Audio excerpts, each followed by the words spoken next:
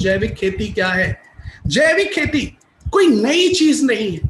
आज से 100 साल पहले जो खेती हुआ करती थी, जो हमारे पूर्वज, जो हमारे पुरखे किया करते थे, वही है देसी खेती, वही है जैविक खेती, जहां पर हमें केमिकल को ना के बराबर इस्तेमाल करना है। या फिर अगर हम केमिकल की सहायता भी लेते हैं अपनी फसल की पैदावार के लिए, तो जो लिमिटेड है, जो गाइडलाइंस है, उनके अनुसार अगर हम करेंगे, एक लिमिट में अगर हम प्रयोग करेंगे, तो वो ना ही हमारी फसलों को नुकसान पहुंचाएंगे और ना ही जो मिट्टी में सूक्ष्म जीवाणु हैं उनको नुकसान पहुंचाएंगे और ना ही वो हमारी सेहत को नुकसान पहुंचाएंगे।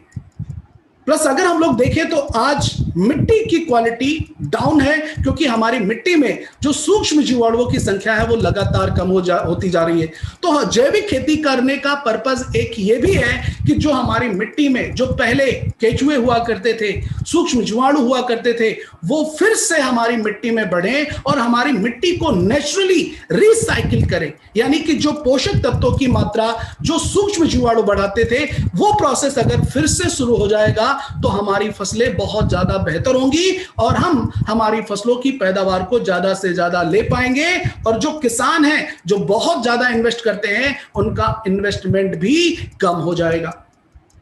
तो ये सारी चीजें अगर हम देखें तो ये भविष्य में होना तय है, लेकिन इसकी शुरुआत हमें अभी से करनी पड़ेगी। और कोरोना काल के बाद से लोगों का अगर नजरिया देखा जाए तो बहुत ज्यादा चेंज हुआ है। इसके लिए हमारे किसान अवेयर हो रहे हैं और इसके लिए हम भी अवेयर हो रहे हैं कि जो हम सब्जियां खा रहे हैं, जो हम अनाज खा रहे हैं, उनमें केमिकल की मात्रा कम होनी चाहिए। और केमिकल की मात्रा का हम भविष्य में ऑर्गेनिक फार्मिंग करना स्टार्ट करेंगे, जहां पर हम नेचुरल पोषक तत्वों को इस्तेमाल करके हम फसल की पैदावार लेंगे, जिससे हमारी फसल ज्यादा से ज्यादा बेहतर हो।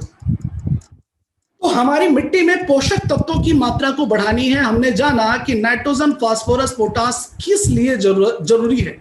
ये हमारी मिट्टी में इन सभी पोषक तत्वों को हम बढ़ा सकते हैं और साथ ही साथ आयरन है, जिंक है, मैग्नीज है, कॉपर है, तो इनकी मात्रा को भी हम बढ़ा सकते हैं और इनको बढ़ाने के लिए हम प्रयोग कर सकते हैं। हम